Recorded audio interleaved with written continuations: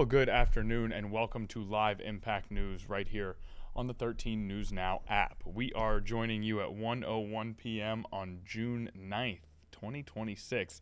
It is a Tuesday afternoon here on Live Impact News in Hampton Roads and Northeast North Carolina.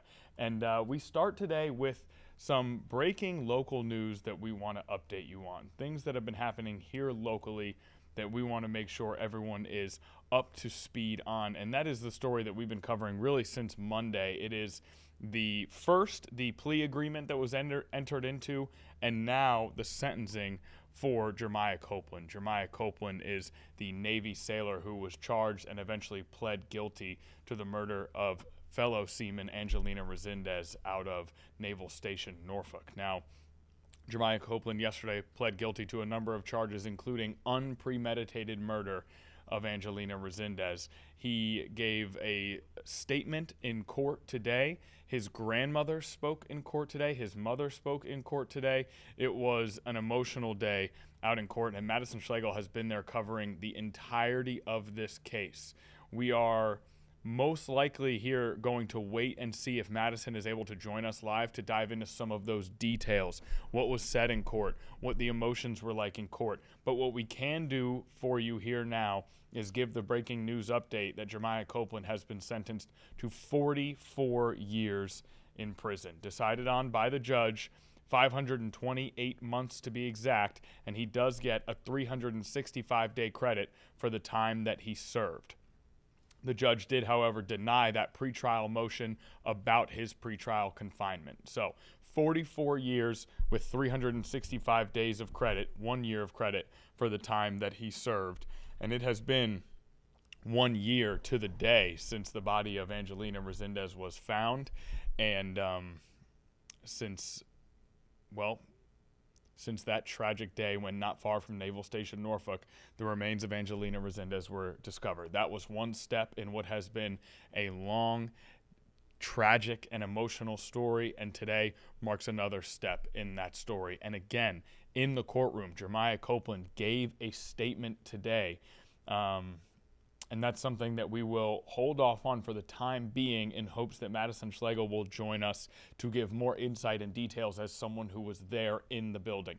If we're not able to hear from Madison Schlegel, then we will move forward and try to give you some of the details ourselves based on the reporting that she's been sending back. For now, we'll leave it at the breaking news update of 44 years, 365 days of time served. Now, we have more breaking news that is extremely relevant to us here in Hampton Roads. This is a bit of a sharp term in terms of subject matter, but we will now move to the Artemis 3 mission. If you remember, the Artemis 2 mission was covered very closely and very heavily nationally, globally, and of course by us here on Live Impact News. That Artemis 2 mission took human beings further into space than they'd ever been before, and it was a big step in what is a sort of ambitious plan to create new frontiers and to achieve new highs in terms of space travel, including at potentially in the future a permanent moon base. Another step in that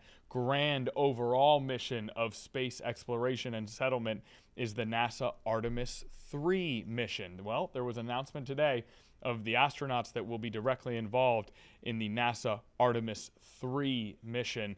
One of those astronauts, Chesapeake native Andre Douglas. Andre Douglas was one of the alternates for the Artemis 2 mission. He has now been chosen as one of the astronauts for Artemis 3. Douglas is a graduate of Western Branch High School, again, right here in the 757, right here in Hampton Roads. We had the chance to interview him during the Artemis 2 mission, and it was honestly a wonderful opportunity to sit down with him. He was very generous with his time. He talked to us for a while about a number of different topics, his own life and the missions to come from NASA. And now on this day, he has been named as a crew member for Artemis 3.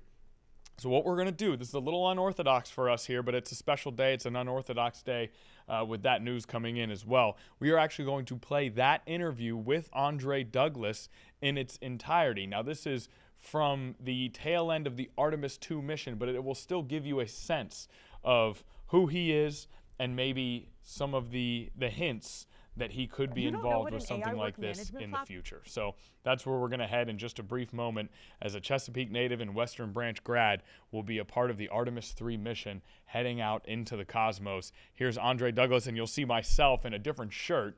Don't be alarmed, I did not change. This is from a couple months ago. Let's listen in.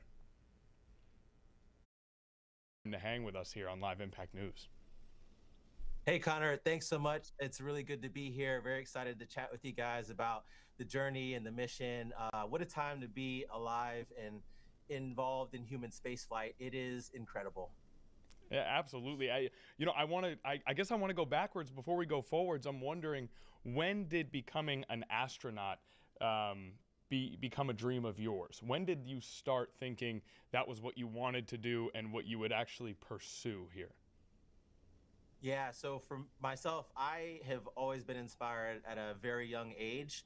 It was probably around year 7 of my life where I was like, I want to be an astronaut. My parents, they exposed me to a lot of different things with respect to astronomy, looking at the stars, and doing ham radio stuff with the Cub Scouts when I was younger.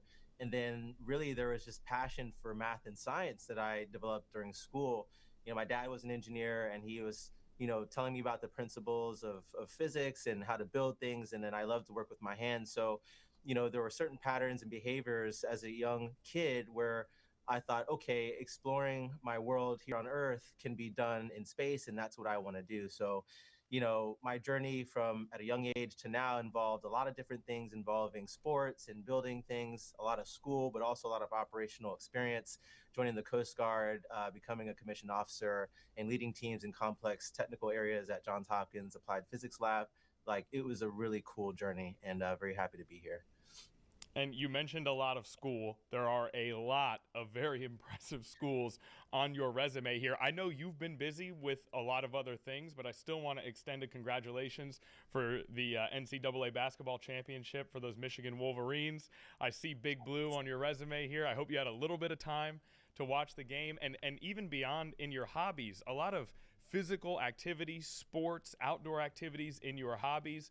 I'm wondering what kind of physical toll being an astronaut takes on the body, and how your background has sort of prepared you to withstand that. Yeah, that's a great question. I mean, playing a lot of sports like basketball, soccer, and just learning how to listen to your body is very important, because when you go out into space, your body is going to change. It's going to adapt to a 0G environment if you're at the ISS, and then a lunar G environment if you're at the moon. So the amount of stress that's on your body is different, and your muscles and your organs and even the fluid in your body shifts. So playing sports and understanding, when I'm running track at Coast Guard Academy, not to push it too hard to tear a hamstring, or when I'm playing soccer and trying to figure out when I need to breathe and sprint.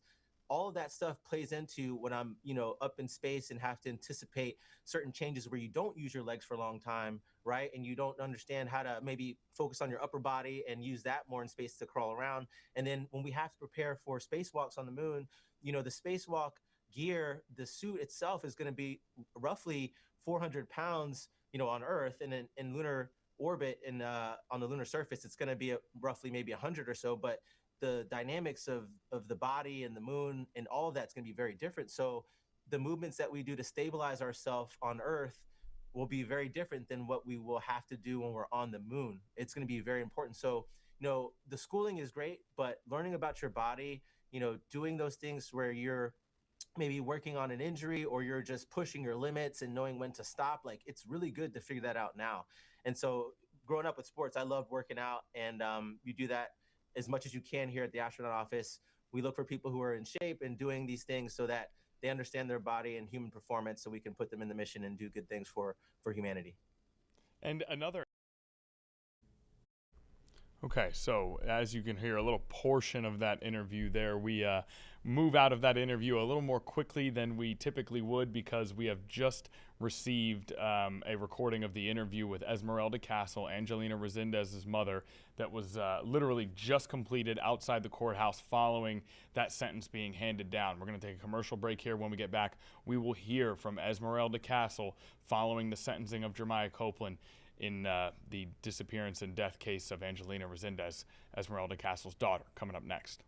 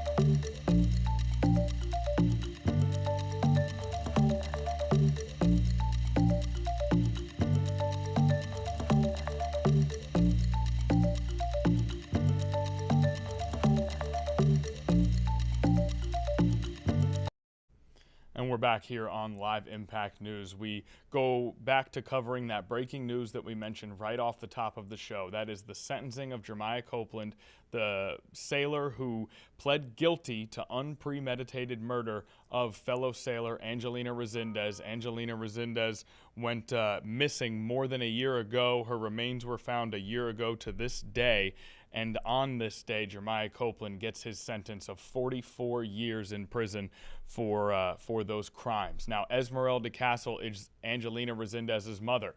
Esmeralda Castle has been vocal in the time since this happened to her daughter, both in terms of pursuing solutions to make sure that sailors feel safe and are safe in the future when it comes to their fellow sailors, and also speaking openly about, in some ways, the process of grief and the pursuit of forgiveness. We know that Esmeralda Castle spoke directly to Jeremiah Copeland yesterday. She mentioned in a soundbite that we played in our evening shows yesterday that she got some of the answers she was looking for from that conversation. We also know that Jeremiah Copeland's grandmother and Esmeralda Castle shared a long embrace in the courtroom today as members of Jeremiah Copeland's family, members of the Copeland family, speaking directly to her about the loss that their son, their grandson, caused directly for her family. And lastly, we know that she spoke with Madison Schlegel and other reporters just outside of the courtroom moments ago. We're going to play that sound for you right now. Yeah, this is now, it's closed. We closed out this part. Well, the judge just made the decision. 44 years for Jeremiah Copeland. Your first thoughts? Okay. I really don't like, I mean, it's a long time. Yeah. I mean, I think sad, right? Like, it is what it is. And today in court, we also heard the family stand up and reference you today, Jeremiah Copeland's grandmother. When you heard those words today across the courtroom, not just from his family, but also Copeland himself, what were your emotions?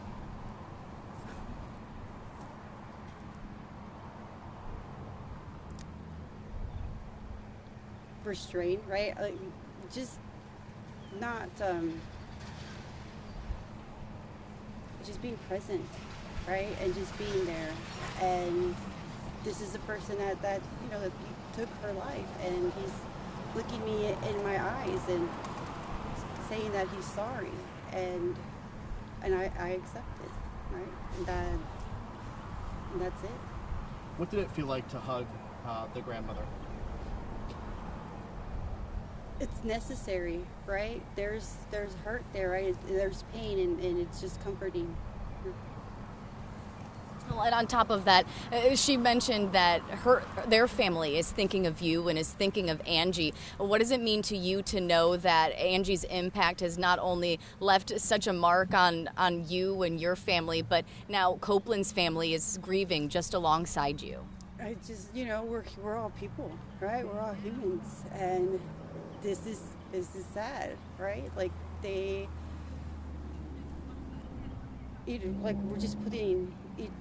putting ourselves in each other's shoes, right? This isn't a good situation, and how do we make it better? And that's what his grandmother was saying, like, how we can make this better. And I resonate with that, because even though this is what it is, right? There's opportunity for good. His family spoke about positive change and accountability going forward. What does that look like for you? Making new laws, opening up the courts for active duty service members. Like, the military needs to be held accountable for the harms that are committed, you know, by, I don't know the right words, but by commands, right? Like, not everything is war. This had nothing to do with that. It had nothing to do with readiness, and it's rampant, right? And we don't hear about everything, but change is good, right? Change is coming, right? You can't help it, and you can't stop it. When people want change, it's going to change, and so it's either get with it or get out of the way. When you think about justice, what does that sort of mean for you and your family today? For me, today, this is just completion, right? We're still not done. This isn't justice. This is a process. And justice is when everyone is safe and that this doesn't happen again. And if it does happen again, they have an avenue, for accountability. Now that you've been through this entire process, how do you think the Navy needs to change? What should they do differently? Well, first they need to be following the statutes that are already enacted. Like that's one. They need to follow their policies and procedures that they've created. I think we should just start there. Just do what's right. You heard an apology today from Copeland, and it appears to me you've accepted it. That's what you said. You received the apology you want to from the Navy? Not yet. Today in court, in the closing arguments by the prosecution, they did bring out that black duffel bag today. I could only imagine being a mother, seeing that in the courtroom. Do you think that being the crux of their case, that lasting moment of Angelina, what was going through your head when you saw that brought out today? I have that same bag, right? She had that bag. I have it there in my, it's in my bedroom. And when we first came here, right, and they explained to me what happened, that bag, it's a little triggery, right? Like, I know that bag. That bag's at my house. What does an apology from the Navy, what would that look like for you? That's hard, right? What does it look like? Well, I'm not sure I can't say if they can apologize, but change. Like, that's what, don't tell me words. Show me action. That's all I want to see. I want to see action. You can't tell me nothing. I want to see what you're going to do. You say action. You've talked about how you might run for office again. Again, you just ran an election. For you, this is just the beginning of what that action looks like post here. Do you have any plans of any symposiums or anything that you've got on the docket? Well, yes. So this week, right, we have the first military sexual trauma and PTSD symposium in my community. It is the first one there. I'm excited, right? I don't know what it's going to be like. I don't know who's all going to come. I just know I'm going to be there. I'm going to be speaking and be support, right, to whoever needs support and encouragement. Do you, you made some mention of it, but do you believe you'll keep in touch with his mother and grandmother as she insinuated on the stand today? If that's what they want, I'm open to that. They want change too, right? Those were her words to me. They could have stopped this. Like, this is preventable. Anyone can see, looking out from the outside, absolutely preventable. I saw it, she sees it, and that's what we're looking at. Like, they should have sent him home. After the first one, they should have sent him home, and they didn't. We also learned that he's a father today. That was something that we didn't know. Knowing that you're a mother, knowing that his mother was in the room, knowing that he's a father, did that strike you? That hurt, right? That hurt. Like, his life's kind of over, right? People are like, that's not enough time. Yes, it is. Yes, it is. Take a week away from one person behind bars, behind the law. That's a long time, right? Your freedoms are gone. Your liberty's gone. You're not even considered a citizen anymore, right? In prison, slavery is a thing, right? It's so. It's right. You made a bad choice, and these are consequences. And so, he's being held accountable, and I believe that he is accepting, right, that accountability and that responsibility, and hopefully he does what he can for himself while he's, in behind that wall. You reiterated yesterday some of your fears about Angie joining the Navy initially, and then we heard news again from trial counsel today. Do those fears still resonate with you, or what are your sentiments on that today? And what is your message for anybody that wants to join the Navy? No. especially for females, right? Their target. Men, they suffer as well. But if you're a female and you're thinking about joining the military, you think very hard. Think very hard. Consider your options. Let that be your very last option. Because if they can't guarantee your safety, then you don't need to be signing a contract because you're signing your life away. Do you think Angie would be proud of today's decision? Yes. Yes. And my little girl would have been right there hugging him too, right? So where did the Navy fail you? Is it, they talked about the number of man hours that NCIS put in the search, but did they move quickly enough to go after to find your They daughter? could have stopped this. That's where they failed. From recruitment, right? When he was recruited, he already had a history, and they let him in. He harmed the first woman. They moved him. He harmed the second one. They moved him. They could have done something. The first command could have done something. I will continue to say I think there should be more people in jail, right? Because yes, he took the life, but the conditions were created by the leadership. Do you think there would have been charges in those other cases if he hadn't been up on the murder charge? No, absolutely not. I don't think so. I don't think those women would have ever thought anything, and I will continue to speak for them because I don't think they can. After this sentencing, what's next for you and your family as you continue to heal from the loss of Angelina? You're going to continue advocating, right? Things need to change in the military. They need to change for the service members. They need to change for the women that join, for the men that join. The military should be a beacon of hope, right? Of strength, of protection, of security, not what it is right now. Well, we appreciate you speaking with us and answering a couple questions. I know I was like, this is so over. Okay, so as you can see there, a press gaggle with Esmeralda Castle outside of that courthouse. Now, we've been keeping an eye on Madison Schlegel's live camera here. She has interviewed a number of other people since she's been outside of that courthouse. And also, it appeared as though was able to talk to Esmeralda Castle even further in more of a one-on-one situation. Again, that's us just observing their live camera, Madison Schlegel reporting on the ground, observing that camera from where we are. We don't know if we'll be able to hear from her yet. Madison has a lot of work to do to prepare this story. If we get the chance, we'll certainly take it. For the time being, just going over a little bit of what we heard in that particular interview in terms of what Esmeralda Castle is looking for now. She said making new laws, change, right? Opening up the courts for service members. The military needs to be held accountable was another quote that came from Esmeralda Castle in this instance. She said not everything is war. This had nothing to do with war, insinuating that there should be accountability in those instances, again, for the military.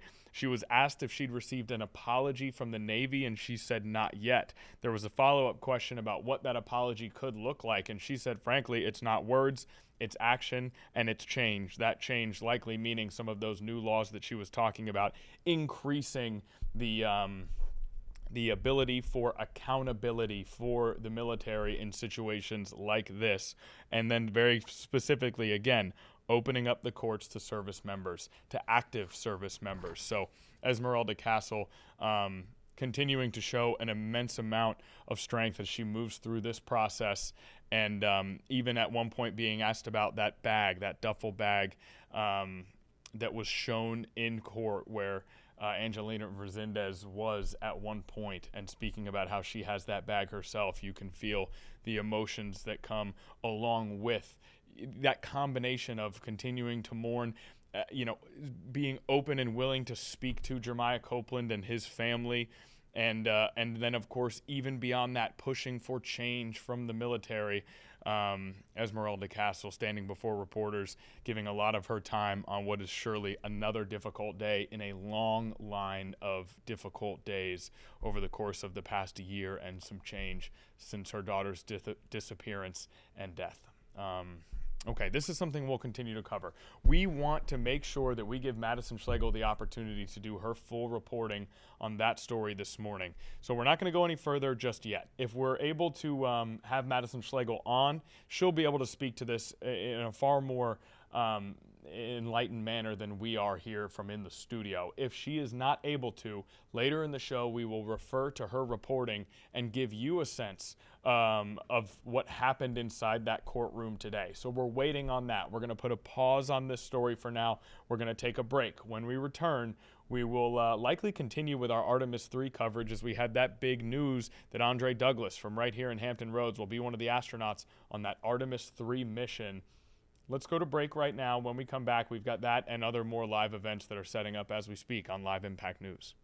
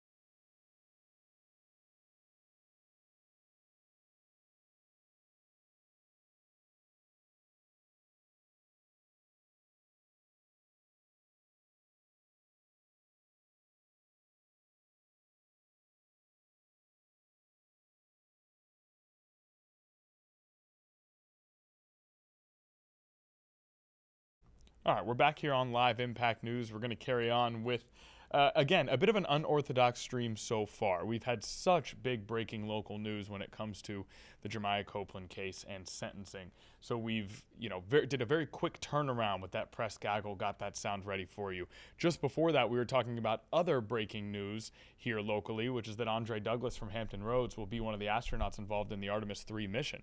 Now that comes with two pieces of content that we're excited about. One is the Andre Douglas interview that we did with Douglas himself during that Artemis 2 mission that gives a little bit more insight into who he is and what he's taken from his time in Hampton Roads, and just gives us a better sense of this person from our community here in Hampton Roads who is now going to be headed out into space as a part of this grand mission for more advanced space travel. And then we have the Artemis 3 press conference in which this was announced and other aspects of the mission were announced. I see you've pulled up Artemis 3. Would you rather you would do that over hearing more from Douglas? Okay, we'll go to the Artemis 3 for now. Maybe if we have time, we'll dip back into that Andre Douglas interview from earlier. For now, this is from this morning, the Artemis 3 announcement right now. In a matter of weeks, we will host another moon-based event. To set expectations, we plan to issue awards and provide updates routinely. In the not-too-distant future, we will be tuning in on the Moonbase website, watching landers and rovers and moonfall hopper drones and other tech demonstrations and science payloads landing on a near-monthly basis as we practice the science of survival on the lunar surface. Alongside industry and our Artemis Accords partners, we will experiment with power, navigation, surface mobility, communications, and other critical systems as we learn what does and does not work in the extreme environment of the lunar South Pole. Now, coming up later this summer, America's next great exploration asset, the Nancy Grace Space Telescope, will launch and venture out nearly 1 million miles into space with the aim of further unlocking the secrets of the universe. And there are further big science missions like Near-Earth Object Surveyor, Rosalind Franklin, and Dragonfly coming up on deck. Now, to realize the spacefaring future, we will work tirelessly to ignite an orbital and someday, perhaps even a lunar economy, working alongside industry to usher in the first commercial space stations. In the months ahead, we will invest in high-temperature materials, power conversion, radiators, advanced space structures, and assemble the first fission-powered interplanetary spacecraft. Before the end of 2028, we will launch the first mission of what should be many more to follow. SR-1 Freedom finally gets America underway on nuclear power in space and delivers the Skyfall payload to Mars. The X-59 team is already a sound barrier, and we are well on our way to rebuilding the X-plane portfolio with greater investment in faster and higher capabilities as we aim to blur the line between in and out of atmospheric flight. As I've said many times, your NASA team will not sit on the sidelines and wait for all these exciting initiatives to be realized. We are embedding SMEs across the supply chain, doing the kind of engineering and building necessary to deliver the outcomes only NASA is capable of achieving. We can do this all while the Artemis 3 crew prepare for and undertake their important mission, while the rest of the astronaut corps plan for their missions ahead, including the vital work on the International Space Station. The NASA astronauts, alongside our international partners and tens of thousands of the best and brightest across the agency and industry, are ushering in the golden age of discovery. They are carrying forward the hopes and dreams of the next generation, just as the Apollo astronauts did for so many of us. When Gene Cernan left the lunar surface on Apollo 17, he said, "We leave as we came, and God willing, we shall return with peace and hope for all mankind." Now, it's taken a little bit longer than he may have imagined, but we are returning, and we do so with the experience of Apollo, the lessons of Artemis 2, the crew now of Artemis 3, and the promise of what lies ahead, and our collective effort to build out humanity's first outpost on another world. So to the Artemis 3 crew, we wish you Godspeed on the journey ahead. You carry the fire of exploration from generations past, the confidence of this agency and the support of this nation, and the dreams of millions who will be cheering you on, knowing that what others believe to be impossible happens to be what we do best here at NASA.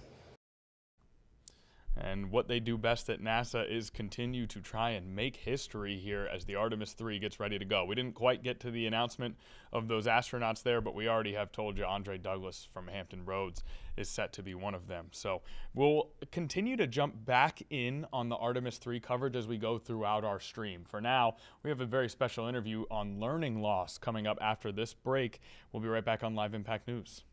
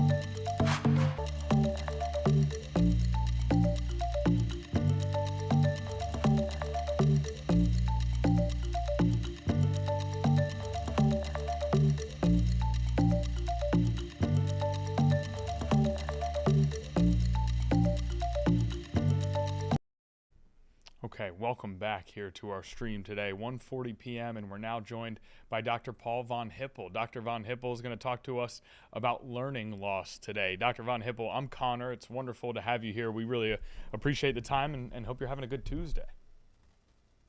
It's great to meet you, Connor. I hope you're having a good Tuesday as well. It's been all right. We've had some technical difficulties, but we've had some really, really important stories to cover as well. So it's been good. And it's even better now that we have you here. And I want to start here, which is, for me, the term learning loss really came into my purview during COVID. That is when that became common vernacular, something I heard often, something I came to understand. I'm also someone who, growing up here, I had summer vacations every single year throughout, all the way up through graduation from college. And so I'm surprised to hear that learning loss is a concern during those summer staples that were just a natural part of my own yearly calendar. How long has this been a concern, and how grave of a concern is it? Learning loss for students during summer break. Well, there's 100 years of research on summer learning, and not all of it shows a learning loss. Some studies show kids losing knowledge over the summer. Some studies show children going sideways. Almost no studies show children making gains over the summer. So it's really more of a summer learning stagnation than a summer learning loss. And I think we should start thinking of it as a summer learning opportunity. Okay, well, a summer learning opportunity sounds good to me. Now, what is that opportunity? How would you capitalize on said opportunity? Because most children go sideways during the summer vacation is a great opportunity for kids who are behind to catch up, and it's a great opportunity for kids who are on track or ahead to engage in enrichment activities and learn things that they've always wanted to learn and maybe don't have time to develop during the school year. So I think it's important for parents to sit down with their children and discuss what the child's goal is for the summer. A lot of what we see during the summer, whether it's stagnation or loss, is a consequence of not having clear goals and taking clear steps to get there. And just defining for your child or with your child what their goals are for the summer and how they're going to get there. And then checking in every week or so to see if they're making progress can be a great way to make the most of the summer learning opportunity. And in your, sort of your ideal of this opportunity, what would those goals look like? I'm assuming they're not necessarily as strictly academically inclined as maybe during the school year. What type of goals, and maybe how broad of a spectrum of goals are there to remain productive and to continue with that upward trajectory for students during the summer? Yeah, one of the wonderful things about the summer learning opportunity is it's tremendously varied and can be really tailored to each child's needs and interests. So, if your child really is in danger of repeating a grade or something like that, if they don't catch up in math or whatever it is, then defining specific math goals over the summer in order to get them on track would make a lot of sense. If your child's not in danger of repeating a grade, maybe in the upper half of their class, then talking about what other interests they want to develop, whether that's learning to strum 10 chords on the guitar or participate in summer theater. Those things can be really important. Some children, their their times tables just aren't solid, even going into middle school or even high school, and saying, I want to set aside a little time this summer. There are many online apps that I can use, and I want to get to where my times tables are automatic. These can all be good steps to take. Wanting to read a book per week during the summer. There are all kinds of goals that you can set. And it's without knowing what particular situation somebody's child is in, it's hard to make general recommendations. But I think having a discussion about this and defining goals for the summer is really important. And if you're a parent and you're watching this and you're thinking, that does sound like a good idea, but I also want to make sure that that my child is soaking in the break portion of summer break and that they are getting whatever necessary intellectual sort of recovery that they need and space to explore that they need. And even something you're referencing, which is like the opportunity to work different brain muscles, maybe an instrument or things like that. And so what is the balance of saying, okay, we would like you to set goals and we would like you to genuinely try to achieve those goals, but we want to make sure you're also getting the summer break that you may need to be refreshed for the next school year. How do you kind of make all of that work in concert with each other? Yeah, I think rest and recreation is really important. Most kids, I think, are getting plenty of that and don't have enough structure during the summer. So there may be some families out there that have their summer so fully scheduled that the children feel as much pressure during the summer as they do during the school year. I don't happen to know any of those families, but if your family is in that category, then you might want to dial it back a bit. Yeah, yeah, fair enough. There is, if you have something planned for every day, make sure that your family has time to just have those days where rest and recovery is the plan.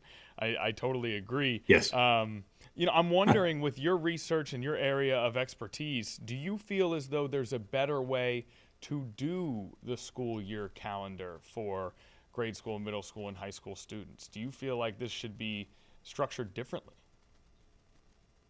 Yeah, I think I've actually done research on so-called year-round calendars, which were very popular in California from 1996 until about 2010, and have enjoyed a resurgence in interest after the pandemic. As you mentioned, a lot of kids fell behind during the pandemic, and there was an idea that having a different school calendar might help to combat that. And while time in school does matter, it does not seem that taking the usual 9 months of the school and the 9 months of the school year and redistributing it so that you have a little less summer vacation and shorter breaks during the year, that sounds like a good idea. It hasn't worked out particularly well in practice. And it can create real scheduling problems for families who find they have children on two different calendars at two different schools, Right, or even the same absolutely. school. Yeah, no, Yeah. that's not easy when it comes to transportation and meals and sleep schedules and all that sort of stuff. Yes. You like the uniformity if you're a parent who has their own job to tend to, and of course their own hobbies and learning that they want to do. I guess if we could go back to the pandemic, and if we could, I would like to ask. Trying to think of the best way to form this. Hearing you speak is giving me more things I want to ask. You're doing a great job of kind of taking us to different angles of this. When it comes to the learning loss that it was experienced over COVID, if we had a blame pie, how much of it goes on strictly the conversion to virtual learning? And then what are other factors that you would say are involved in this learning loss that, based on a lot of our reporting, there's still a lot of recovery to do in regards to that? Yeah, the learning that was lost during the pandemic was never fully recovered. Yeah, a lot of it does have to do with schools closing, and with schools going to 50% or 100% online learning that weren't ready to offer high quality services through that medium. And really expecting very young children, for example, to learn online. It wasn't particularly realistic, and it took a real toll, especially on young children, and also on the social skills of both young and middle school and high school age children that I think is just now being recovered. And so the isolation obviously plays a big part in that. The mental drain Yes. that came from grappling with a global event at that age. I mean, what kind of impact did that have? Does that play a role here, or are we more focused on the actual tangible methods of teaching? Yeah, I think there's been a lot of focus on what happened to children's reading and math scores during the pandemic. My own child's math scores actually went down during the pandemic, which is exceptional. The usual result was that they go sideways or maybe go down or maybe don't go up as quickly as they otherwise might. But there was a tremendous social toll, and it wasn't limited to children. The isolation was really hard on families, and having parents that are stressed out was not great for children. Having children who are stressed out was not great for parents. And I think we're all just glad it's over, even if we have some recovery that still needs to happen. Yeah, absolutely. Gosh, there's a couple different ways I want to go here. I want to revert back to those summer activities and maintaining improvement throughout the summer in terms of learning. And you mentioned a couple different things: reading a book once a week, picking up an instrument, things like that. That maybe more specifically or more clearly relate directly to sort of intellectual function. But I know that for me, my summers were dominated by physical activity. It was a lot of basketball, a lot of time at the beach. If that is what, lucky enough to grow up here in Hampton Roads and be close to the beach, right? If that is what, if you're a kid or you're a parent of a kid who really seems to cater their summer to that, how can you take that and use it to fit into your opportunity that you drew up to continue with that improvement? Is there a way that you can sort of make both of those things work? All my kid wants to do is play soccer all summer, right? But I also have been listening to Dr. Von Hippel, and he says to take advantage of the opportunities. How do you make those things work together? Yeah, so what you're touching on, actually a more robust and replicable finding in the research is not summer learning loss, but summer weight gain. Most children gain weight more quickly during the summer than they do during the school year. And that's especially true for children who were overweight before the summer began. So it's probably not the case that most kids are playing basketball and going to the beach a lot during the summer. And it's really important for children to have some kind of structure, both physical and intellectual, to get the most out of the summer. So I think most children need to be more active than they currently are during the summer. And the real danger is that they're going to fall into an irregular sleep schedule. They're not going to have any planned activities. And the summer, they're not going to improve in any area over the summer. So it's important to define goals and to set a structure for the week and for each day during the summer. And of course, that structure can include, as you said, some downtime as well. Right. Creating that structure where all of these things can be explored, and body, mind, soul. There can be improvement on all of those while you also enjoy the rest of relaxation. Dr. Von Hippel, talking to you, I feel like we can have it all. We can kind of create that perfect summer where there's growth and enjoyment all sort of together. I really appreciate the time that you've given us here today. I would love to have you on again at some point. I feel like there's lots of different aspects of this that I'd love to really explore even further. I've enjoyed talking to you, and hopefully we can catch up again down the road. Okay, thanks. It's been great talking to you, Connor, and I hope we do catch up again. Very good. Looking forward to it. Dr. Paul Von Hippel from the University of Texas at Austin, a professor of public policy, sociology, statistics, data science, helping curate those summers to not just have some enjoyment, some rest, and some relaxation, but to continue growing and improving as so many students do during the school year. Dr. Von Hippel, we appreciate it. Thanks. Now, for us here on Live Impact News, we are going to go back, as we've done multiple times throughout the stream here, to that breaking news from right when we came on air. Madison Schlegel is now ready, live at the courthouse in Norfolk. We've been waiting to talk to her. She's given us more of her time as she prepares all of her stories to come later on today. Madison, we've got a sentencing ruling. What can you tell us about the judge's decision for 44 years here? Yeah, the judge's ruling in this case came very quickly. Again, we recessed right before 11 and we braked for about an hour and a half and came back into the courtroom at around 12:30. We waited a couple more minutes for the judge, and by 12:50, by 12:45, we had an answer today of what Jeremiah Copeland was going to be sentenced with. Now, amongst all the charges, each of the charges and specifications had a different kind of maximum penalty or maximum sentence to serve connected to those cases. In all, against all of those specifications and charges, we have learned that Jeremiah Copeland is going to be sentenced to 528 months. Now, you do the math here, that boils down to 44 years serving in a federal prison in Kansas. Now, we did learn all of that information from inside the courtroom. We also did learn that he's going to have a 365-day credit that's going to be applied to that 44-year sentence based on the time that he has already served. Now, Connor, if you remember, back on Friday, there was a pretrial hearing that talked about Copeland's pretrial confinement and about how he's been in maximum custody for now marks 366 days. And they were trying to get part of that pre-confinement and maximum custody stipulation there. They were trying to get him credit towards his sentence. Now, the judge also ruled on that motion as well. The judge denied that motion. So the only credit that Jeremiah Copeland will be getting towards his 44-year sentence that was handed down just moments ago by the judge is going to be that 365 days that he's already served in maximum confinement. Now, we have heard from a slew of different people connected to this case just moments after court let out. We heard from Esmeralda Castle, Angelina's mother. We heard from Marshall Griffin, the attorney for the Resendez family. We also heard from Denitza James. She's a representative for the League of United Latin American Citizens, all hosting a press gaggle after court today.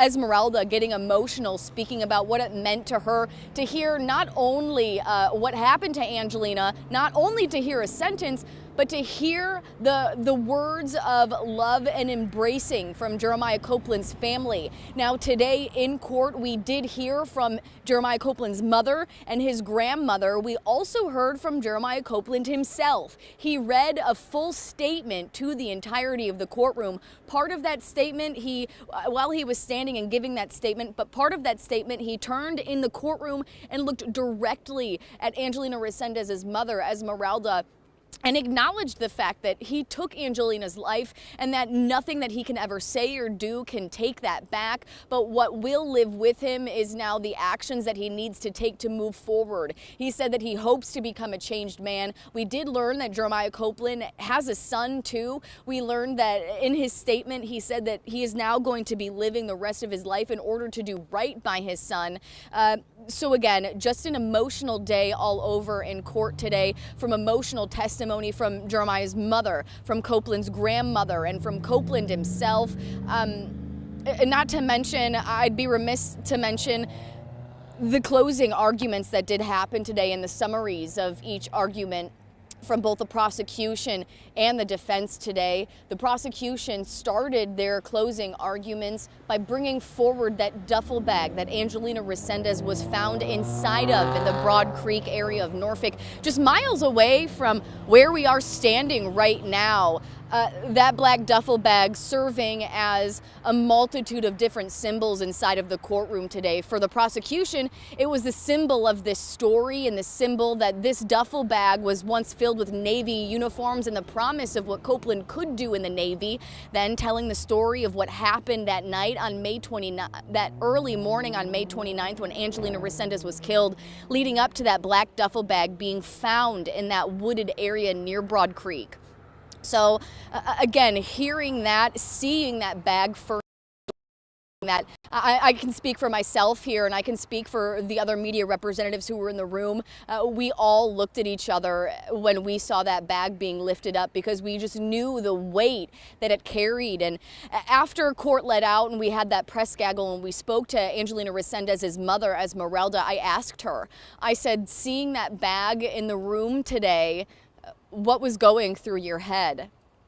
And I think what was really striking about that was that we learned that Angelina Resendez was issued that same bag, that Angelina Resendez had that same duffel bag, and that duffel bag that Angelina owned is now sitting in Esmeralda Castle's home. So she saw that black duffel bag that her daughter was found inside of the courtroom today. But when she goes home back to Texas, she's going to look at that duffel bag and it's going to have a different kind of meaning and a different kind of sentiment to it. But I think one of the most moving parts about this entire case, and what attorney for the family, Marshall Griffin, also echoed in his statements post-court, is that watching Copeland's family address Esmeralda Castle and Angelina Resendez's family is something that Marshall Griffin, the attorney here for the family, says that he's never seen happen in a case before, like how he's seen it in the depth that's happened here and today inside of court. Now, Griffin is typically a defense attorney, so typically he serves people who are accused.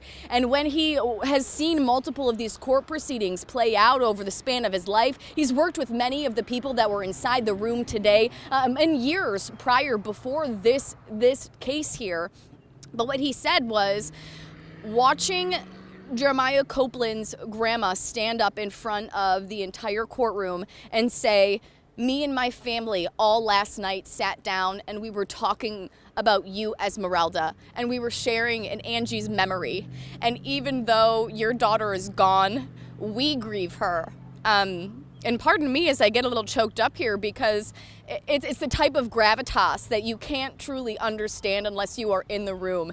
And to see Jeremiah Copeland's family say, we are also grieving your daughter, is something that will touch you. And for Angelina Resendez's mother to stand up and say that she forgives Jeremiah Copeland after all of this, to accept his formal apology that he gave in court today, it gives you chills, and it shows that he is trying to move forward to be in a place of taking accountability for his actions. His grandmother and his mother both said on the stand today that he grew up knowing about accountability. He knew what accountability was, and they stood by, even though they're standing by him and supporting him during this case, they said out loud, we cannot condone his actions. What happened was not okay. This was a terrible tragedy. But at the end of Jeremiah Copeland's grandmother's statement, she said, I hope that me and Jeremiah Copeland's mother, as well as Esmeralda Castle, can come together on this and share in the impact of what this case has had, not just on Esmeralda's family, but also on Copeland's family as well, as they all now mutually grieve together. That was the emotional day that we had in court today. If we want to look forward to what happens now, Esmeralda Castle and LULAC are still depending on that independent investigation that they have been begging the Navy for into this case and into the Navy's procedures of what happens when a soldier, or a sailor goes missing. So again, we've seen what Esmeralda Castle says is a sense of justice today. We've seen emotional statements from Copeland and his family, and we've also seen that this push for accountability isn't going to end, even though that sentence has now been issued. Connor. Okay, Madison Schlegel giving us such a genuine sense of what it was like in that courtroom, what it's been like for these families going through this process. And again, really emphasizing how there have been some largely unprecedented things going on out there this week, especially when it comes to the interactions between the Copeland family and Esmeralda Castle. Madison, I can't tell you how much we appreciate the time. Tremendous insight, a bevy of information, and a real sense of the depth of emotion involved here. We will see Madison Schlegel on 13 News Now. For Madison, thank you again for joining us here on Live Impact News. We'll see you later on in the day. Thanks, Connor. We appreciate it.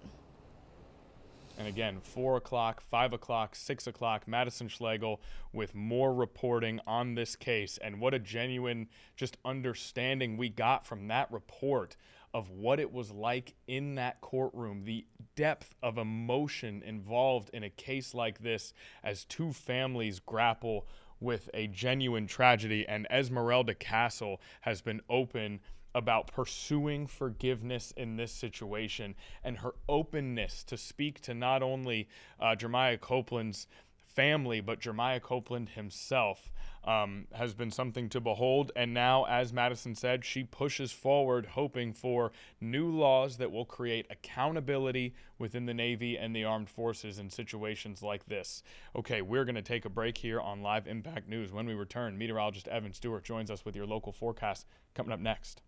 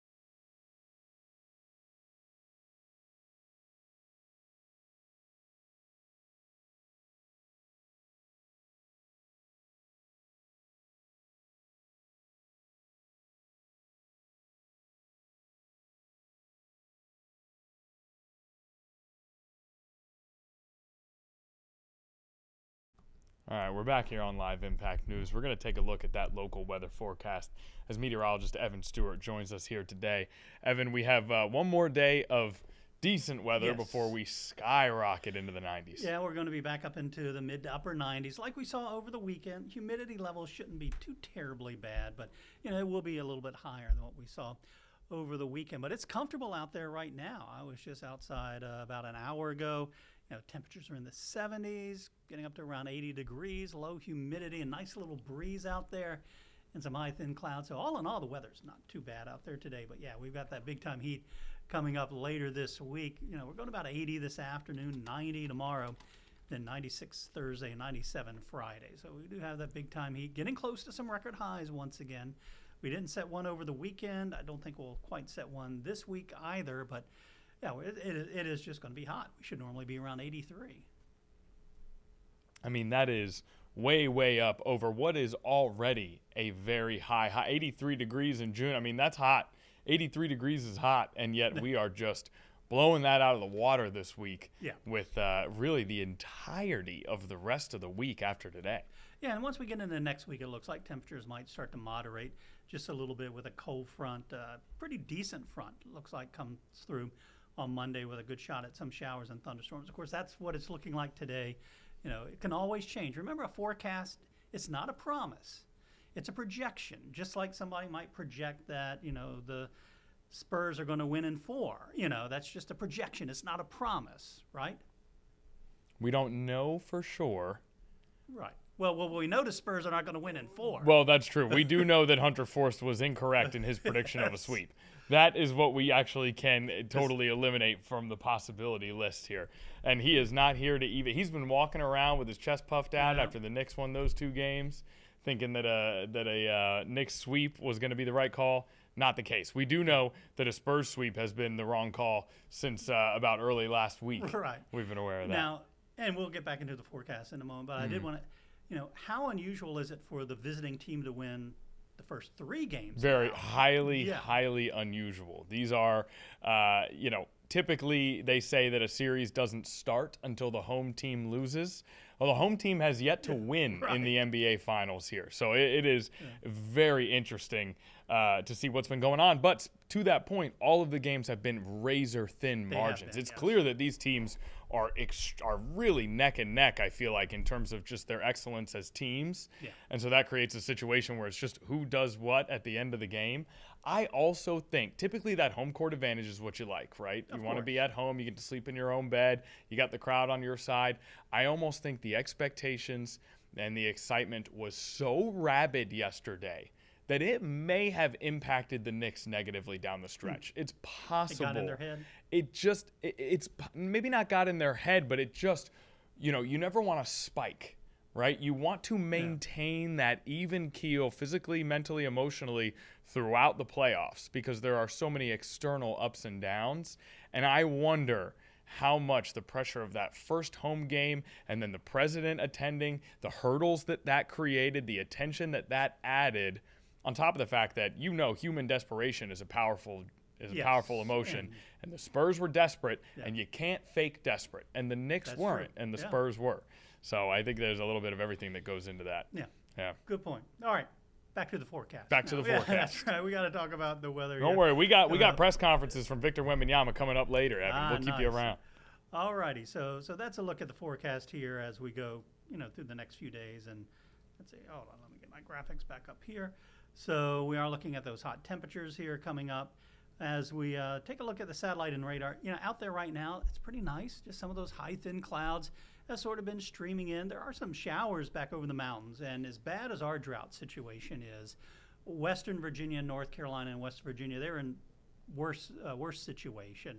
So the good news is that they are actually getting some of that rain. I can actually switch over here to the drought monitor, and you can see, severe and even the extreme drought through central Virginia and back over the North Carolina mountains. We had a little bit of an improvement with the last drought monitor, knocking us from severe to moderate, and we still have some severe across the area. It certainly does look a lot better, though, than when we were really in the thick of that intensive drought. That's right. Although, unfortunately, I think with hot weather this weekend and no significant, rain chances, we'll likely, go backwards just a little bit. I think we're going to see, some conditions get worse across the area here, coming up over the, with the latest update. As a matter of fact, let's see, can I go back? Let's see, I might be able to go back on this. Let's see. Are you going to former drought monitors? Yeah, I was thinking I might be able to go back a week. Let's see. Let me take it here. Take just a minute. Let me go back. And you said, despite, as we talk about drought conditions, despite that heat that's coming later this week, we might get some rain too. Will that offset any of the? It's going to be really hot, muggy rain. Yeah, but it's just going to be, sort of some spotty rain. It's not going to be, that soaking, that general soaking that we're looking for. Let's see. No, yeah, it wouldn't let me go back on this graphic. But anyway, yes, some things have improved with the drought situation, but I think things are not going to get much better. This afternoon, 80 degrees. As we go into the day tomorrow, we're looking at those high temperatures. Once again, back up near 90 degrees. A chance at a couple of showers tomorrow. I think they'll be fairly isolated. This run of Futurecast really has them falling apart, as they get here. We might get a quick little sprinkle or a quick little shower. Again, certainly not enough to hardly quench the thirst of the lawns that are out there. I know quite a few people have emailed and said, when are we going to get some rain? My lawn's not doing well. Right. Gardens aren't doing well, as we talked about yesterday. And then just with this heat later this week, back up into the mid-60s by Thursday, it's just going to, exacerbate the situation. I mean, when you start having people who, you put so much time and care into your garden or your lawn, and then Mother Nature just takes out all that effort like it is right now. So many of us just look at the beach days, but there are real consequences to this amount of dryness and heat that we're dealing with. Right, and then you have to talk about, the farmers through the area as well. The corn crop, looks really rough out there. The corn almost looks like yuccas coming up because they just haven't had the rain. So, you have to worry about the crop yields, and with the price of fertilizer and diesel fuel higher, you have to consider those things as well. And, this is, certainly once you get into southern Chesapeake, Virginia Beach, western parts of Hampton Roads, we have big farming communities. Yeah, all a concern when it comes to these types of drought conditions. But then you see that 96, 97, 91, and it's like, well, we got a hot stretch here. We got to get through it. Yes, we do. And again, no significant chances of rain. We have 30% chance, isolated showers and thunderstorms coming in. Maybe a little bit of a better chance on Monday. Some of the long-range computer models are hinting at a little better chance at some rain with a stronger cold front that might try to linger for a day or two. And that would be, some good news. It would get us into next week, not impact the weekends. I know we're thankful for the rain anytime we can, but, I know a lot of people also like their weekends to be, nice. Of course, dry and as well. Saturday looks nice. 91, lower dew points, isolated, scattered rain. Saturday should be a really nice, in my opinion, not too hot weekend day. Yeah, and Sunday 92. Not too bad either. All right, very good.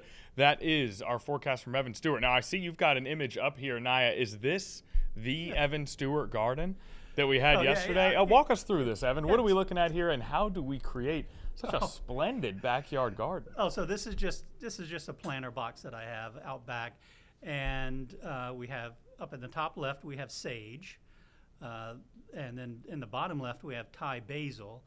And then we have Greek oregano. That's the one that's kind of overtaken. Now, the sage and oregano, those plants are a couple of years old, so they survive through the winter. And when we got the rain a couple of weeks ago, I mean, the Greek oregano just took over everything, and I've trimmed it back since.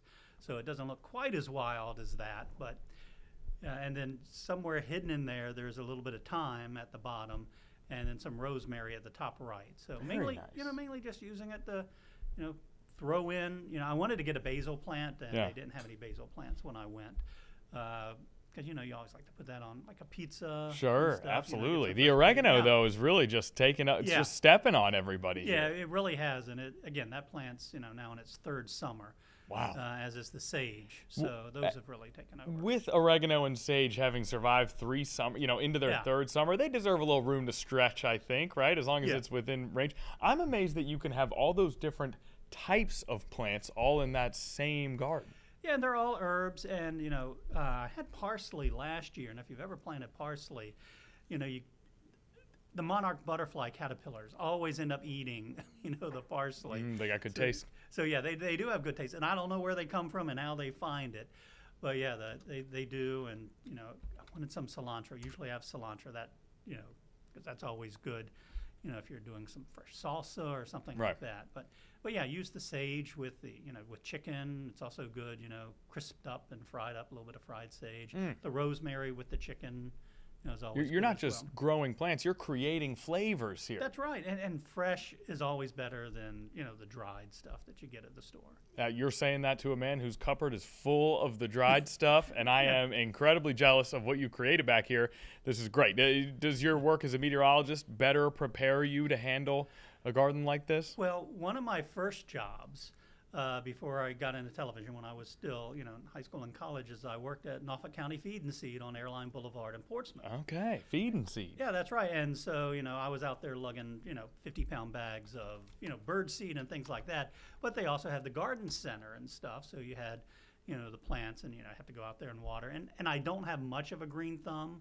Right. But, the main thing, those water them, give them a little bit of Miracle Grow. The herbs usually do fine, Yeah. Okay. Very good. I mean, Evan, we love getting to see a little bit of this, especially since we're constantly talking about things that are related to this. So it's great. And we'll have to save, we'll need more stories from your time as an employee at Feed and Seed next time we have you on Live Impact News, because that sounds like an interesting tale within itself of you doing your thing over there. My grandmother worked there for a little bit of time. They're still open.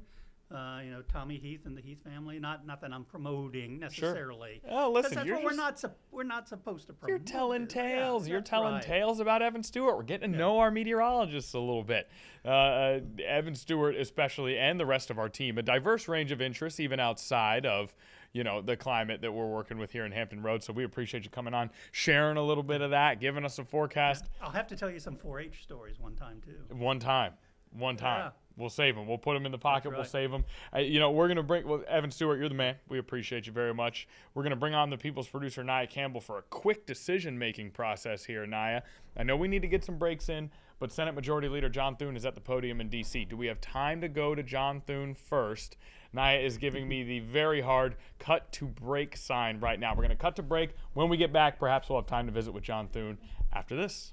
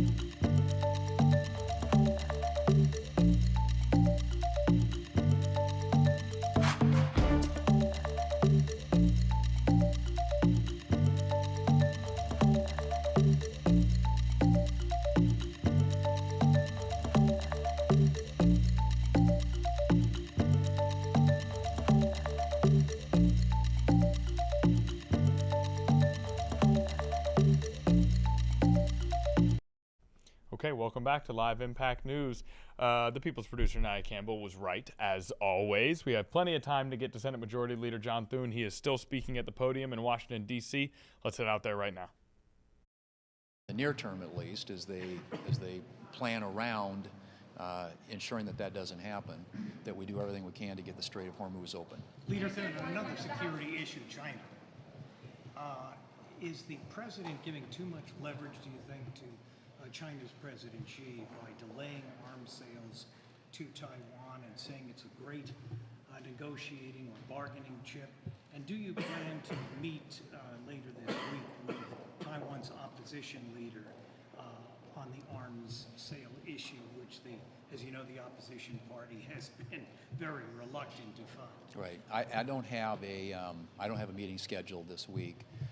But I am very supportive of doing everything we can to make Taiwan as prickly as possible when it comes to their own being able to defend themselves against Chinese aggression there. So if there are opportunities that we have to do that, I certainly support that. I let my colleagues speak for themselves, but my view is that we want to do everything we can to defend Taiwan against Chinese aggression. Leader Thune, the House passed Tim Burchett's bill to defund the Taliban. I think it was 11 months ago. Every week that goes by, they get another $40 million. When can the American people expect to see a vote on this, and do you expect it to pass? I don't know when. We don't have that currently on the schedule here. And you said it's passed in the House? Yes. Okay. I have not seen it. If it's come over from the House, that's not something that we consider putting on the floor at this point. Leader Thune, are you pushing the White House to nominate a permanent DNI, and do you think that they will to help unjam this situation with Democrats? We're encouraging it. At least I am. I think that getting some certainty and closure on that issue about who that might be will certainly play an important role in unlocking the support that we need to get FISA done. We've got a midnight Friday deadline now. The clock is ticking. And obviously, as I've said before, I think it's an incredibly irresponsible position for the Democrats to take, given the fact that Chairman Cotton, Chairman Grassley, and others have worked with Democrats in both the House and the Senate on a package that is full of reforms. This is a FISA reauthorization that includes reforms put in the House that have been added to by the Senate, all of which will make the program, we think, stronger and should have broad bipartisan support on the floor, which it did. And I don't think that having a temporary person in that position should in any way detract from the overriding objective, and that is to ensure that FISA gets reauthorized and that those important intelligence gathering tools are available to our intelligence community to keep this country safe. Have Democrats signaled that they will support FISA if someone is named? I don't know the answer to that. My assumption is I hope they will. And I'm not sure, right now it seems to me at least that's a conversation that's happening between Senate Democrats and the White House. We clearly want to get this on the floor and get it passed. As I said, Senator Cotton and others have worked in a bipartisan fashion on a reforms package, which really these issues should not be connected because they're really not. And this package of legislative reforms that has been worked on for some time in a bipartisan, bicameral way and basis, ought to be able to move across the floor, and this other issue can be dealt with separately. But if the Democrats continue to try and link them, it's going to be up to them and the White House to figure out how we proceed. Thank you. Trump supporters the only people who shouldn't be able to get damages from their government?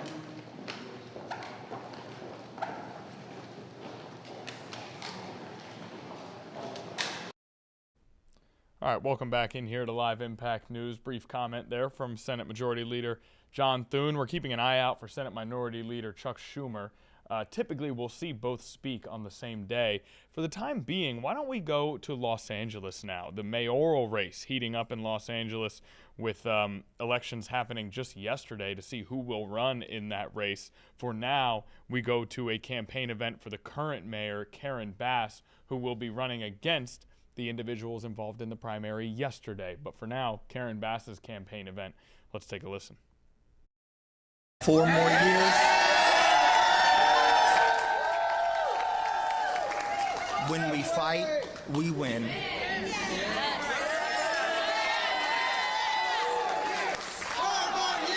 4 more years.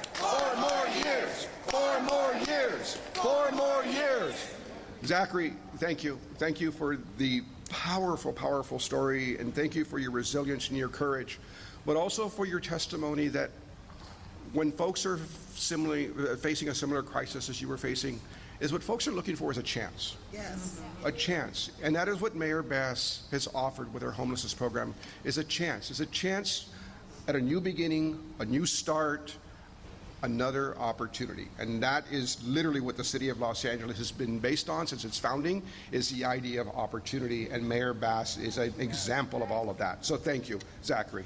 So, all right, next up, our next speaker is a resident of West LA and a representative from one of our most incredible Democratic clubs at the LA County Democratic Party. Please give it up for Marcia Hanscom. Marcia.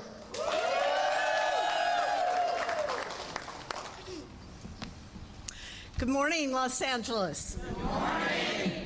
I'm Marcia Hanscom. I'm Vice President of Operations for the Heart of LA Democratic Club. We are the feminist Democratic Club.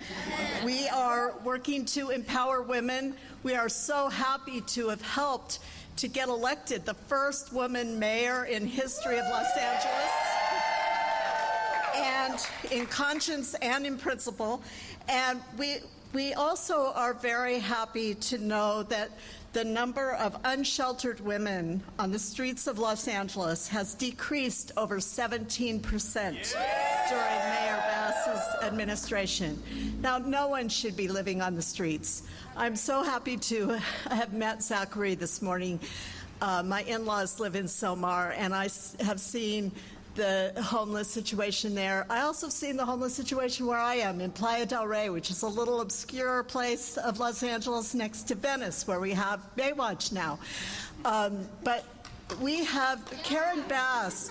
When Karen became mayor, she reached out to our city council member, Tracy Park, who she knew wanted to deal with the unhoused situation and to get some of these people out of the parks, the public parks, so that all families could use the parks, out of the wetland areas where all the trash was getting into because we had too many RVs on the street. And they work together. She reaches across all kinds of different views, which we have a lot of on the west side, and she was able to make huge, huge success.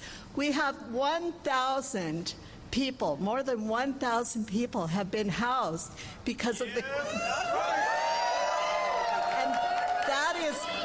and that's just in our district, CD11, because of the combined effort of Tracy Park and Karen Bass. So we want to say thank you so much to our mayor, and we look forward to seeing so much more during the next 4 years. Karen Bass.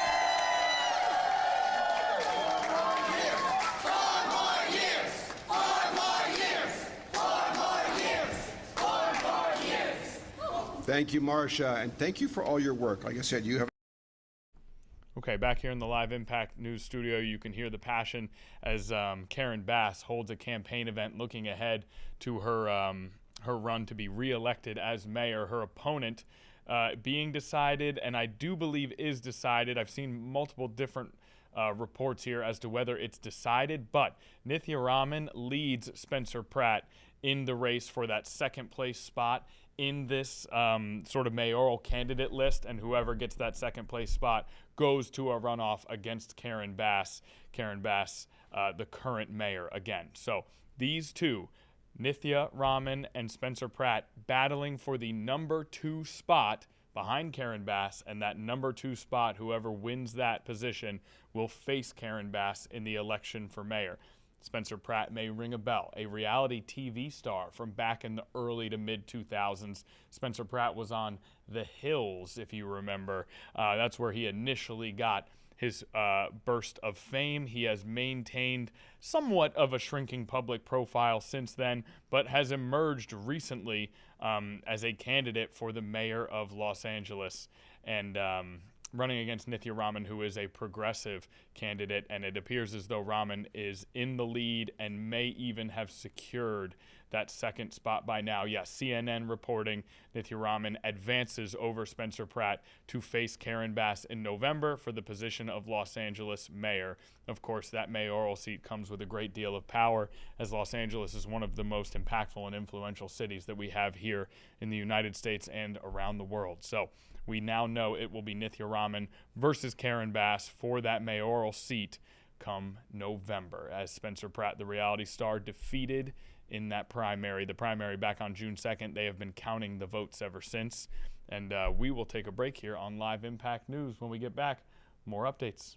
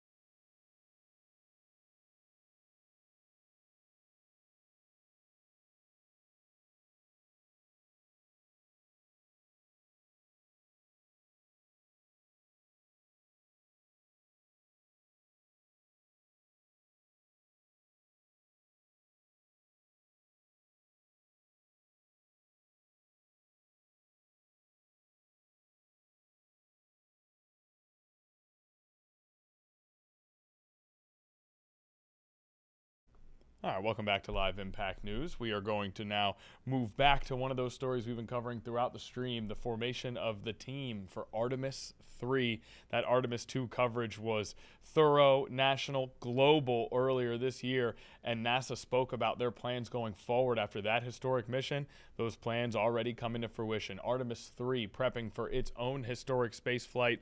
The astronauts announced today, one of those astronauts, Andre Douglas from Chesapeake, Virginia, a Western Branch High School grad, a former guest here on Live Impact News, and we're going to listen in to the press conference where they made this announcement earlier today, as again, a moon base could potentially be in the future if all goes according to plan. A moon landing certainly in the near future plans for NASA, and then possibly a trip to Mars at some point in the distant future plans, though perhaps not as distant as it may seem right now. Let's listen in as they announce the team for Artemis 3. Alongside you as we make our mark on history. This mission begins now, and it will conclude with your safe return to Houston, where you will be reunited with your families. Now, I'm honored to turn it over to Mission Specialist Andre Douglas.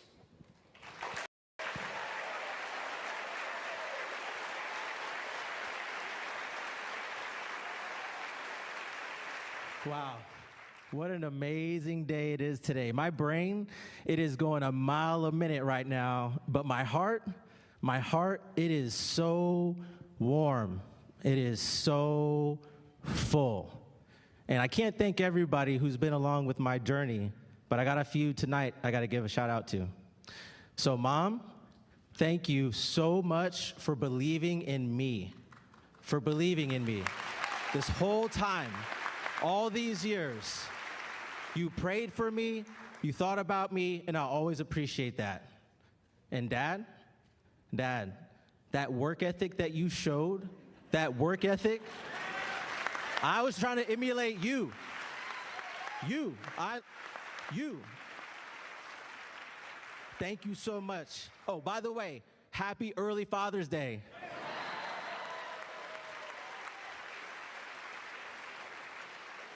And to Rachel, my lovely wife, thank you, babe. The support you've given is unwavering. It has been a lot. What a journey. I'm so glad you're on this journey with us. It's just amazing. You're amazing. Couldn't have done it without you. I love you so much.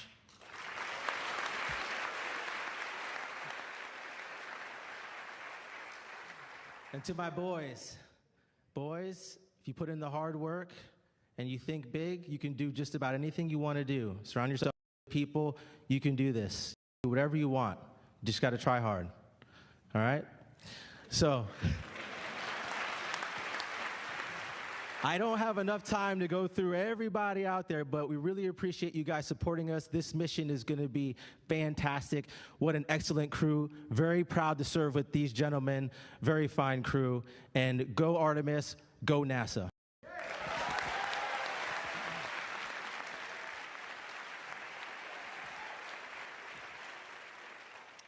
Thanks, Trey. Well said. And wow is the right word. What an incredible blessing and an honor it is to be standing here representing all of you. And I'd just like to take a quick second to say thank you, first and foremost to my wife and our 4 amazing kids. Thank you for your sense of adventure and your resiliency. You guys have made all of this possible. To our...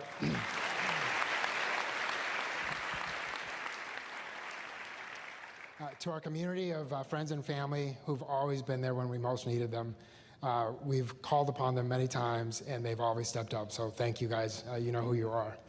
And then last but absolutely not least is to the NASA team, NASA community, to our leadership, to our engineers, our flight controllers, our flight directors. You guys are the ones that make this happen. So thank you. And last, but definitely not least, is to our peers, CB, and all the support staff that we have. We look forward to representing you guys and to helping take the next step so that we can watch you guys continue to make history. So thank you, and go Artemis 3.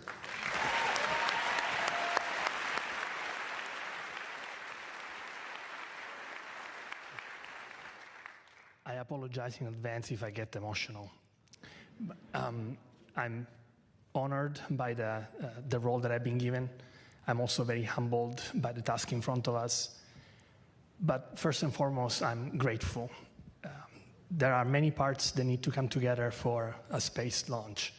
And you need a launch pad. And for me, that launch pad is my country, Italy, its education system, the Italian Air Force that gave me the professional tools to bring me here today, the Italian Space Agency that gave me the first flight to put those skills to proof, and for that I'm very grateful.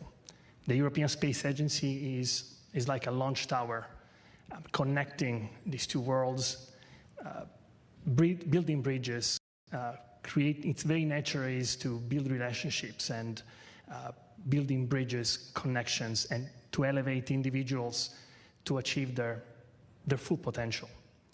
The rocket, figuratively and literally, is NASA. I'm grateful that NASA has allowed me to be part of this incredible group of people, of this crew, and for letting me fly. But we wouldn't be going anywhere without fuel, and the fuel that lets everything move is right here. Maya, Sarah, Marta, my extended family here in the crowd. You are the energy that feeds my soul. And your love is the spark that ignites every passion. Thank you. Grazie.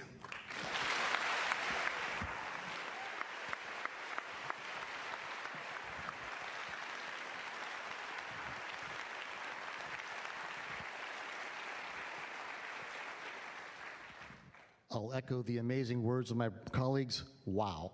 It is an honor and a blessing to be a part of such a stellar crew. I must also say thanks to our spouses and our families. Without their support and sacrifice, we would not be standing up here before you right now. To my wife, Rebecca, you're the love of my life, my rock, thank you. And it's the...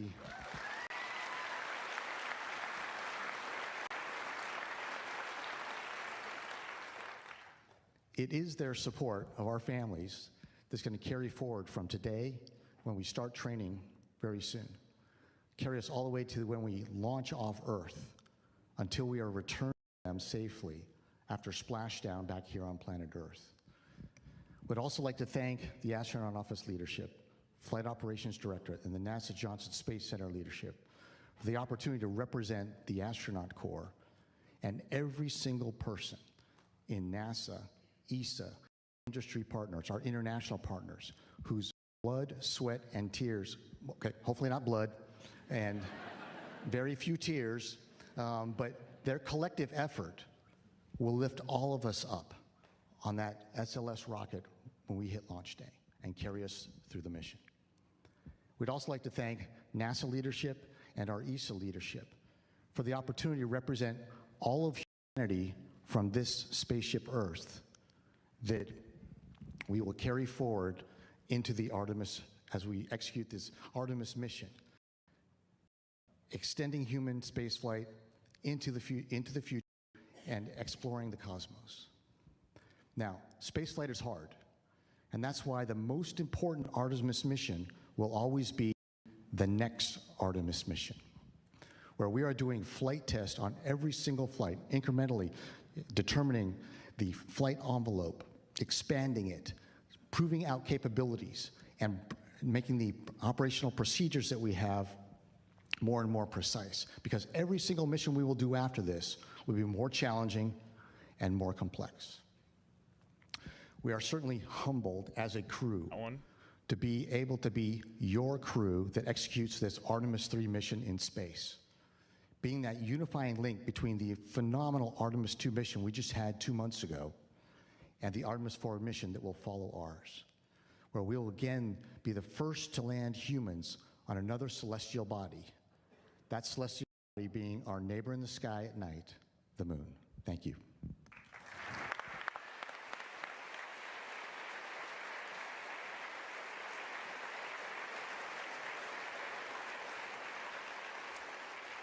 In the words of the crew, wow. That was truly special. Thank you, Artemis 3 crew. Hearing from each of you has inspired everyone supporting this mission across the globe. We're all in. This mission is going to captivate the world and bring us Earth joy. Let's look ahead at what's in store for Artemis 3.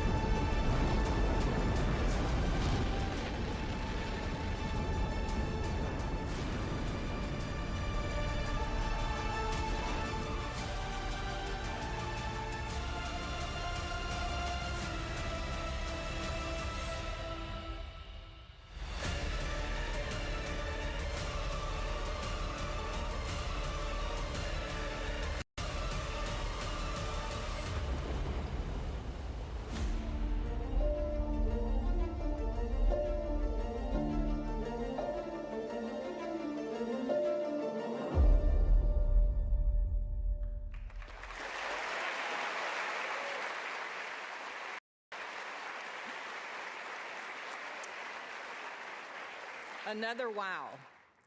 Artemis brings us together, uniting partners from around the world in pursuit of a common goal. With that spirit of global collaboration, I would now like to invite ESA Director General Josef Aschbacher back on stage for a few remarks.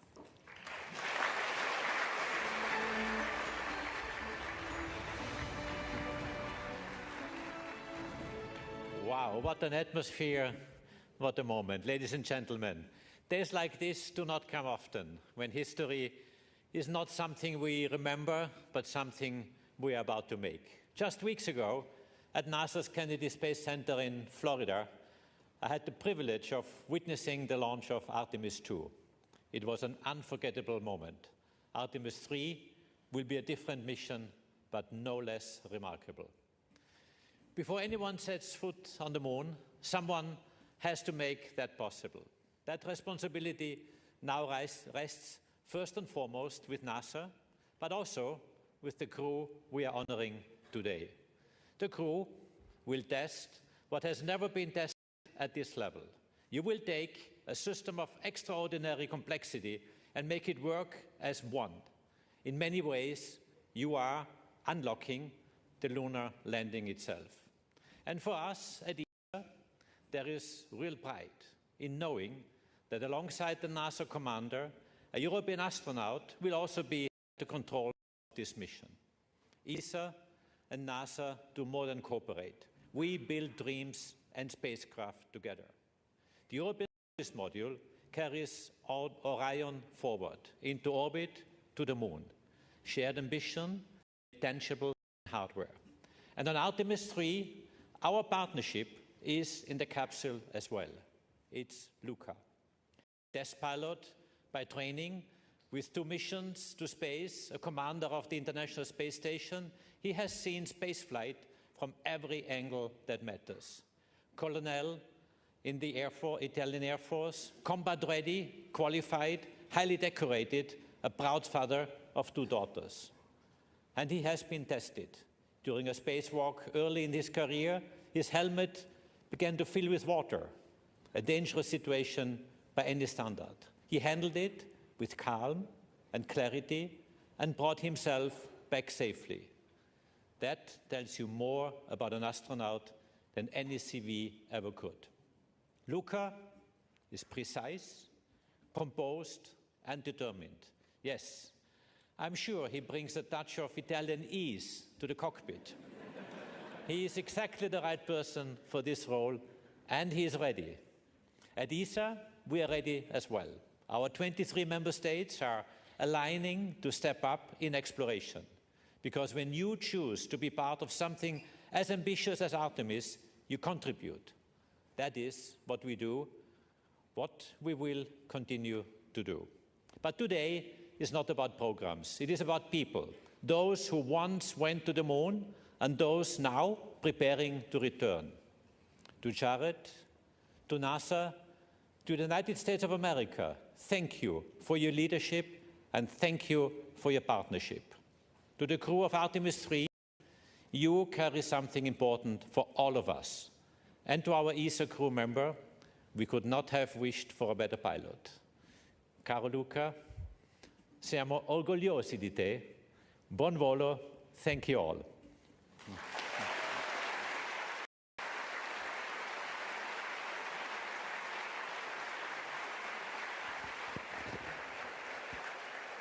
Thank you, ESA Director General Aschbacher.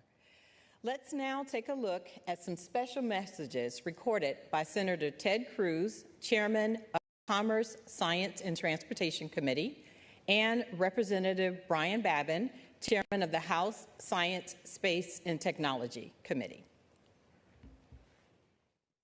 Congratulations on being chosen for the Artemis III mission. It's a big damn deal. Following the extraordinary success of Artemis II, America has entered a bold new era of space exploration and discovery. Under the leadership of Administrator Jared Isaacman, NASA is paving the way for humanity's return to the moon and beyond. As the chairman of the Senate Commerce Committee, I've been proud to author or co-author nearly every major piece of space legislation in the last 14 years. I've led the fight to advance the NASA Authorization Act and secured landmark investments in the Working Families Tax Cut Act to ensure the future of Artemis is bright, robust, and enduring. Now this crew, each of you, will turn those investments into reality. At a time of growing competition with China in space, this mission will strengthen America's leadership, expand our economy, and help secure a lasting American lunar presence. When America commits to a mission, we lead and we succeed. You will make our nation proud. Thank you for your commitment to this great nation's space program, and may God continue to bless the United States of America. Hi, everybody. Congressman Brian Babin, congratulations to the Artemis 3 crew. Following the successful mission of Artemis 2, your selection marks another historic milestone in America's return to deep space. Each Artemis mission builds upon the last one, and the mission ahead is a critical next step as we prepare to return humans to the lunar surface and lay the foundation for a sustained presence on the moon alongside our international partners. You're carrying forward a very proud tradition of exploration that stretches from Mercury on to Apollo and now to Artemis. Through your dedication, courage, and service, you will help open a new chapter in humanity's journey beyond Earth.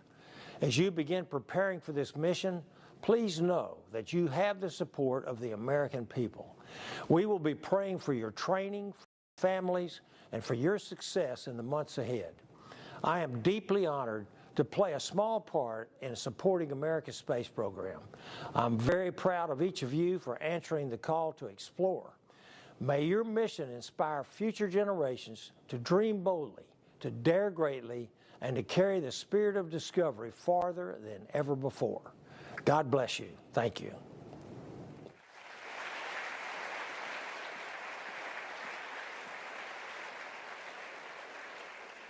The story of human space exploration continues to inspire, and the momentum carries forward as the spotlight turns to the remarkable crew assembled here today.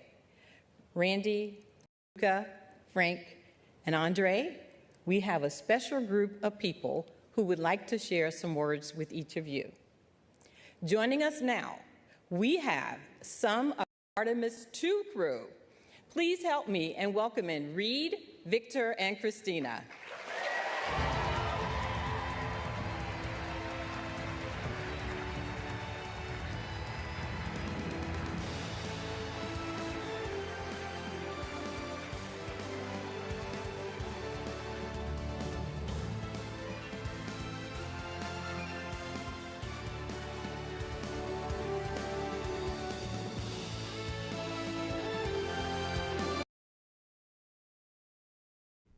Okay, welcome back to Live Impact News. The Artemis 2 crew embracing the Artemis 3 crew.